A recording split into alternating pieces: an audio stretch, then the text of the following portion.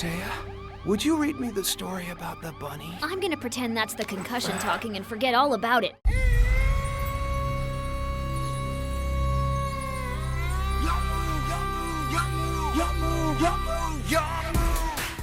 Yu-Gi-Oh! The movie, Pyramid of Light. I guess it's inevitable that my life has come to this and that every other review beforehand was just practice. Sounds weird, I know, but allow me to explain. Ever since I was a kid, my favorite anime and one of my favorite shows in general is the original Yu-Gi-Oh! Series. For a good chunk of my youth, I was always excited to turn on the TV to watch the next epic duel that Yugi, the Pharaoh, and his friends get into. And I stuck by their adventures since the beginning, from the first tournament at Duelist Kingdom to their final battles in ancient Egypt while trying to discover the Pharaoh's true identity. At the same time, I was also an avid duelist myself where I used to collect and play the card game. And yes, before you ask, I did have a Toon deck. Although I am aware that there have been some new Toon cards since I've retired from the game, so it does technically need an update. But back onto the main subject, I remember back in 2004 when I was hyped when hearing that there was going to be a big screen Yu-Gi-Oh! Movie, and at the time, it was my jam! I went to watch it several times in theaters and was able to collect all the promo cards that they were handing out. Now I know that you only see 3 cards here, but trust me when I say that I used to own the 4th card. In fact, I used to have duplicates of it. And funny enough, it was a trap card called Pyramid of Light. Now, I really did try looking all around my place to see if I still had any of my old Yu-Gi-Oh! Cards. And I did find some, and I did also discover a few surprises that I still own, including this figure right here of Blue Eye Shining Dragon. But unfortunately, as much as I may try to go and find my old Yu-Gi-Oh! Cards, to go and find the Pyramid of Light, unfortunately, I've pretty much come in terms with the fact that it is pretty much gone. It is no longer with me. And it may have happened several years ago that I have ultimately decided to go and either sell off or give away any of my Yu-Gi-Oh! Cards that I've only collected instead of actually played with, or that I would go to competitions with and stuff like that. So unfortunately, the most that I could find are just these 3 cards over here. And trust me when I say that, I actually do feel very lucky that I even found these 3 in the first place. So I wanted to do something really cool and just show off a piece of my past with the 4 cards that I've managed to collect. But unfortunately, well, that 4 has been reduced to 3, so I can only work with what I got so far. By the way, did you know that they did not have adults in mind when they made these dual discs? I think the circulation of my arm is fully closed. But I know that times have changed and aware that this is one of the most hated animated movies by critics. Seriously, have you seen what it got on Rotten Tomatoes? There is no mercy to be found here. I could have been a contender. By the way, I am aware that there are 2 different versions of the movie and that the Japanese film is longer by 12 additional minutes. But the one I'll be looking into for this review is the version that I grew up with, the English for Kids dub. It'll simultaneously make this a bit of a blast from the past for me. So now that it's time to duel and enter the main phase of this review, is this match as wonderful as my nostalgia remembers it? Or is this a trap card that could mess with my expectations? Let's find out. The story. In the movie, there are 2 plots that are happening at the same time. One is about the Egyptian Lord of the Dead, Anubis, coming back to life so he could wipe out humanity with his monsters and take over the world, along with finishing the job he wanted to do 5 millennia ago by taking down the Pharaoh. The other features Yugi's rival, Seto Kaiba, where after years of trying and failing to beat him in a duel, he has finally developed a strategy to not only win, but to also destroy Yugi's strongest arsenal in his deck, the Egyptian God cards. You created the God cards, and would have never let them out of your sweaty little hands, unless you'd also created a way to beat them, just in case. One good thing this story did is have these 2 plots work together. not only sharing a similar theme of revenge, but have their events bounce off one another where one can affect the other, as Anubis awaits in the background while letting Kaiba unknowingly do the work for him to bring his physical body back. As for the storytelling itself, well, this is going to be complicated. I'll say now that this is one of those movies based on a series that you have to understand the show beforehand if you want to get into the film, because without it, you may not get a good experience. On the surface, from an outsider's perspective, it can be perceived as one long episode of the show or a 90-minute commercial for the cards where anime characters with crazy hair get exaggeratingly dramatic over a card game. If you don't think you could get behind the premise of the series, or if you don't think the show is for you, then there's no hope that the movie will win you over. Especially when most of it is the characters playing the card game and loudly exclaiming their actions. And now I'll activate the magic card cost down, which means that... Do you ever shut up? I will say, however, that there was an attempt to be welcoming to newcomers, trying to explain the backstory of the duel monster's origins in ancient Egypt, and the pharaoh who protected the world from its evils, only to be brought back thousands of years later through the Millennium Puzzle. I'll give it A for effort, and it is nice that it's being considerate of others, but I don't think it actually helps. The backstory is already a concept that's tough to grasp, and it doesn't answer all the questions newcomers may have.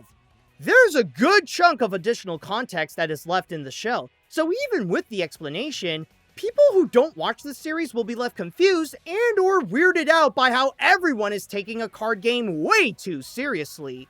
Now, Kaiba, let's not get nasty. Not just yet, anyhow. But when it comes to being a fan of the show, like myself, I think it does help to get more engaged with the feature. It stays true to the tone and the personalities of what people enjoy from the series, and I will admit that I did get into the Pharaoh and Kaiba's battle and felt the intensity increasing every time their life points go down. By Yu-Gi-Oh! Standards, there is that sense that the stakes were actually raised where their lives were on the line. Now, attack with Bloodlust Slash!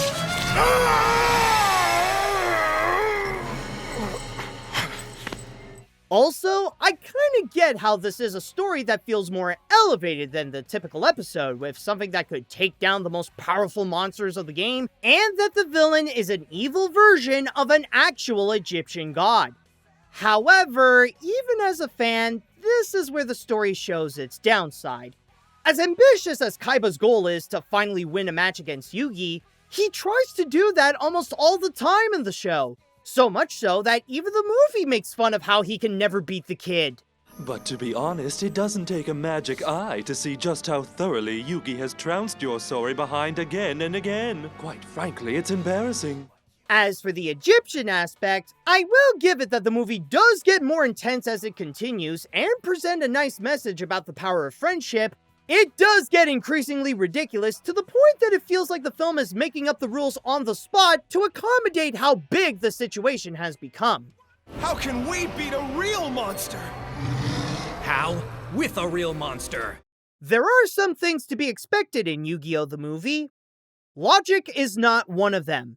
Take my advice and just roll with whatever they say. If it solves the problem, then it solves the problem. Now, will you stop this madness? After one lucky move? I don't think so. But despite this being all messy, there is actually a key to enjoying this. It worked for me, so it might work for you too. This is not a movie to take seriously. I'll admit, everything about this is ridiculous. I mean, they're trying to save the world with a card game from Konami. If you could turn off your brain during the experience, then the over-the-top nature will be much easier to digest, and it's more entertaining to watch its campy nature. In fact, even the movie itself can be self-aware and not afraid to have a few moments to poke fun of itself. What? I could do that.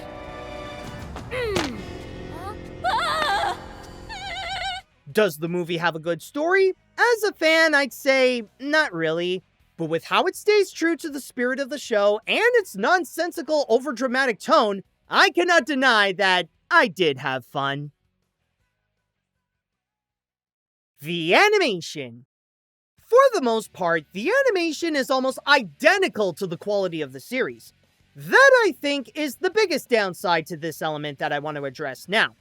Usually, when it comes to movies based on animated series, the animators would give the quality a boost to visually present how the feature stands out from the typical adventures you'd watch on television, rather it be through the addition of CG, extra lighting, or more fluid character animation. Even with movies based on anime, their animation can go that extra mile when it's time to bring their characters to the big screen.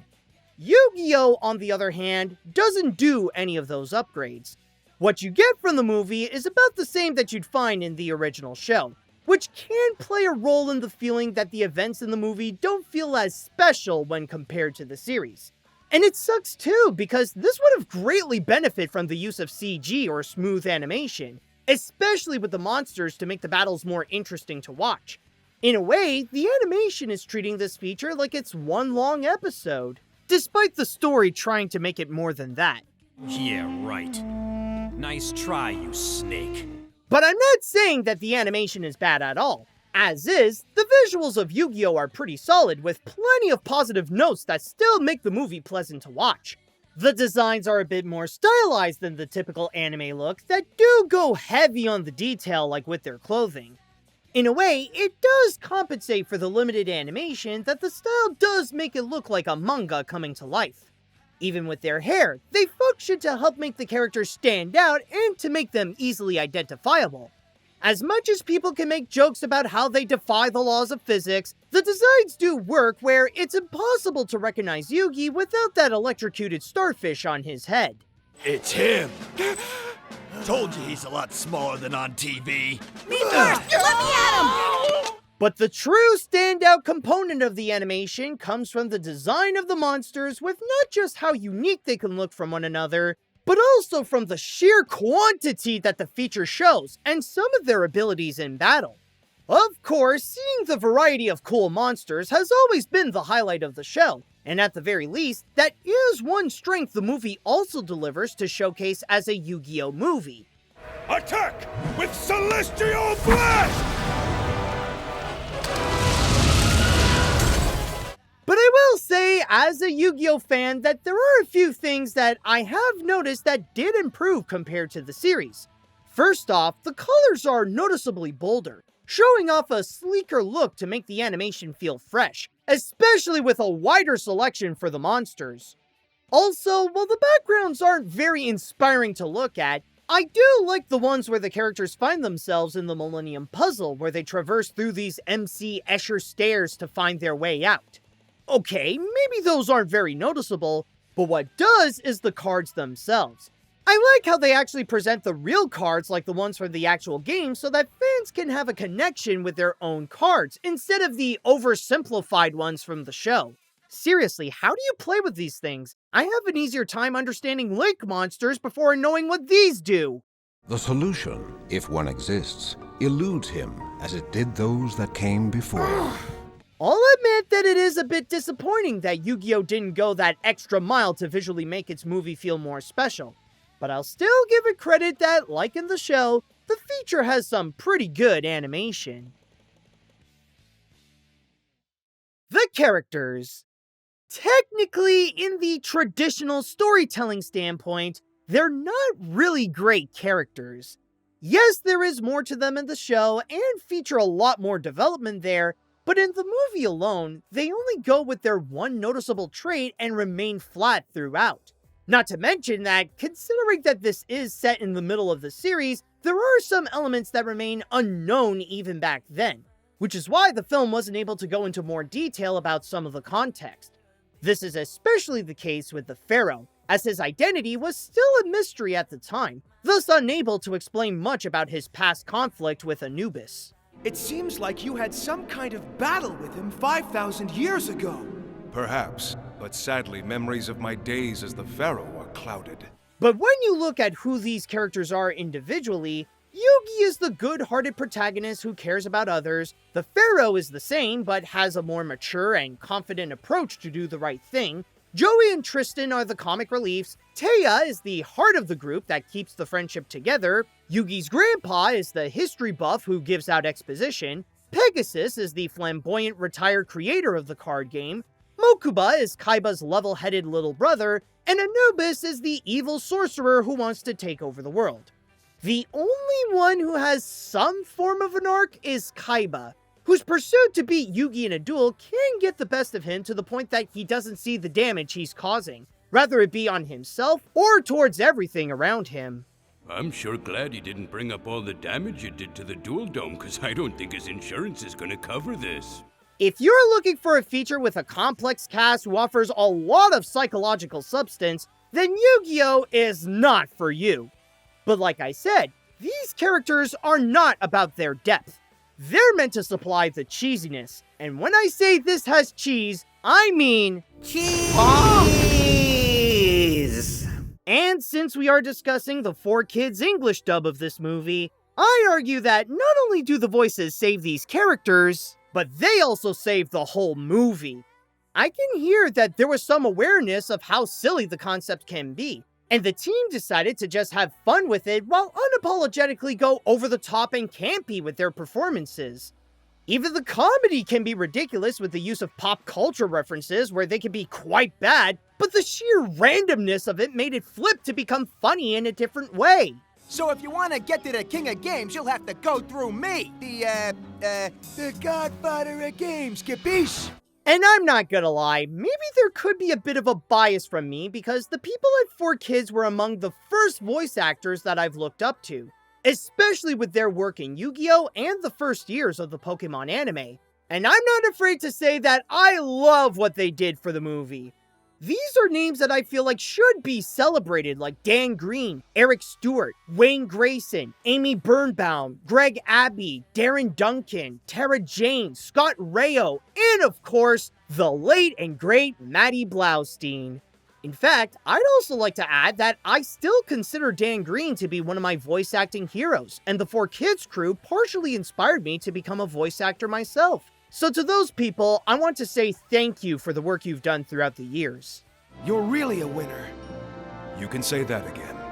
Yes, I am aware that these characters are weak and they don't help to improve the quality, but if they cannot make the movie good, then they might as well just have fun and be as playful with the moments as much as they can. And if they're able to successfully bring some form of entertainment to the viewer, even if they go outside of the original picture's intentions, then there's no denying that the characters serve their purpose.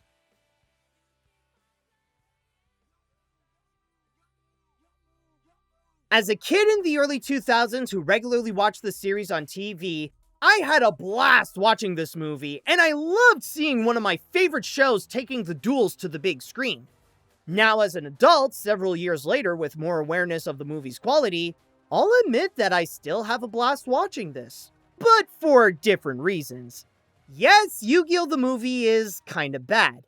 The story is built more exclusively for the fans who can get into its absurd concept, and it's not really that strong in the first place. It doesn't elevate its animation much from the show, and the characters are too simplistic. But the reason why this movie still gives me a smile is because it can be in the category where it's so bad that it can actually be pretty good.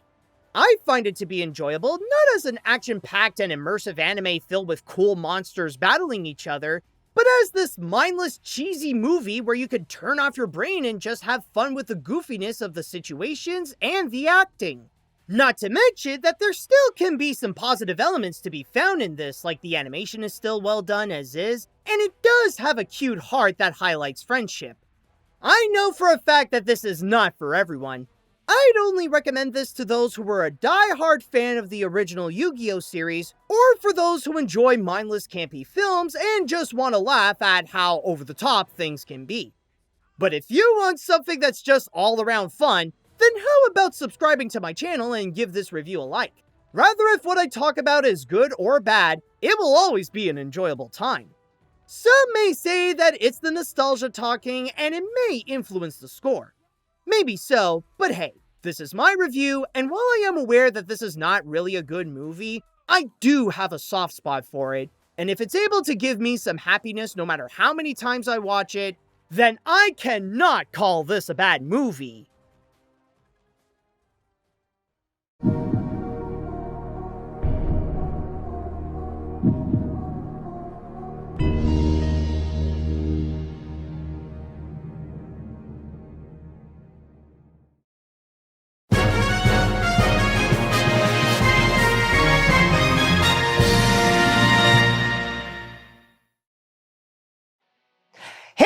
guys, this is Animat, and I want to start things off by giving out a huge thanks to Michael Nally, whose amazing support on Patreon allowed him to get some amazing rewards, including this one, where he got to ask me to review Yu-Gi-Oh! The movie. And this one for me, I gotta say, it really was a blast from the past. And I don't know if this review could turn out to be controversial, because I know that this is not necessarily a liked movie, and that, yeah, sure, some people could say that maybe some of my nostalgia or just my love for Yu-Gi-Oh! As a whole franchise, or how it was a huge part of my past, played a role into how I would look into this film, or how I would analyze it, or especially what rating that I would go and give it. But I'm sorry, maybe I was biased. Maybe my nostalgia got the best of me on this, but I'm sorry, but I can't help but love this movie. I really did enjoy it. Yes, I do notice that it's not really a well-made feature, but considering that, like I said before, Yu-Gi-Oh! Was a huge part of my past, you know, it's not something that I can look upon and just give it the Animat seal of garbage. This movie has given me so much joy, no matter how many times I've watched it, and even when watching it for this review, I had a great time with it.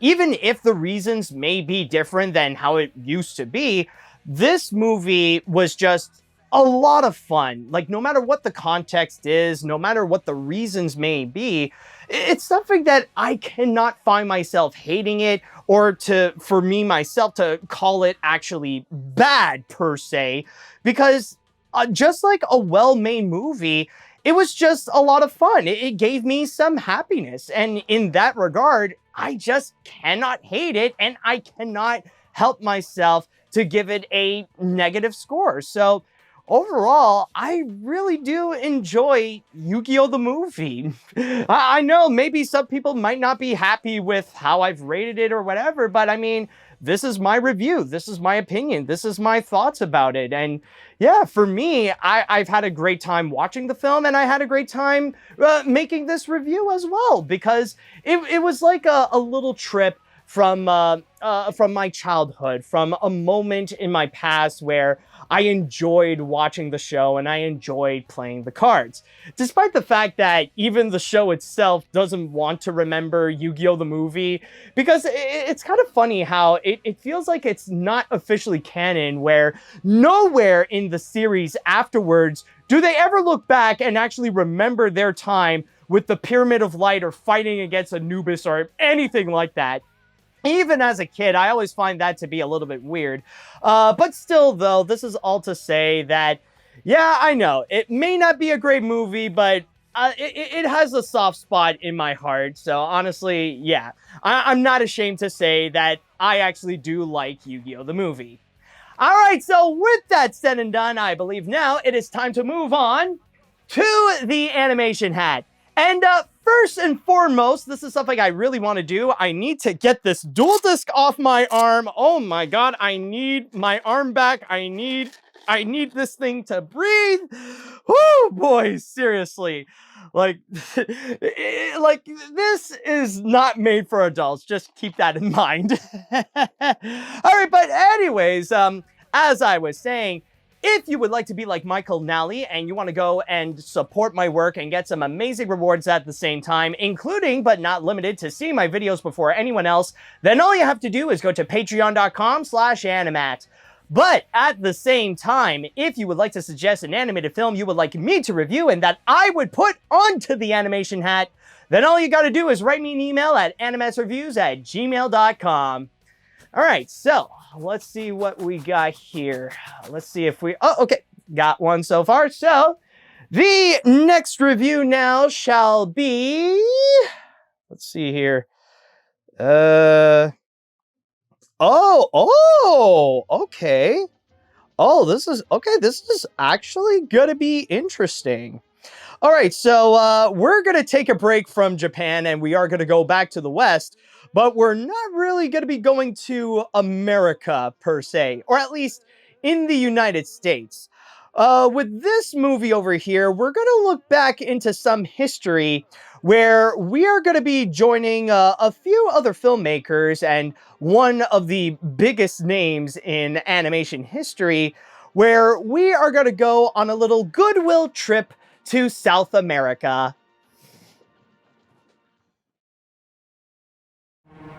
That's all, folks.